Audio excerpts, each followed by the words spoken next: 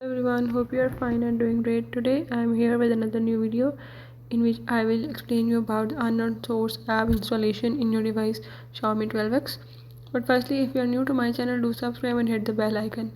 Now let's move towards our today's video. If you want to download the app and the phone is showing the unknown source app installation, you can do this setting by the way as I am showing in this video. Follow the steps and watch complete video and learn about the unknown source app installation in your device.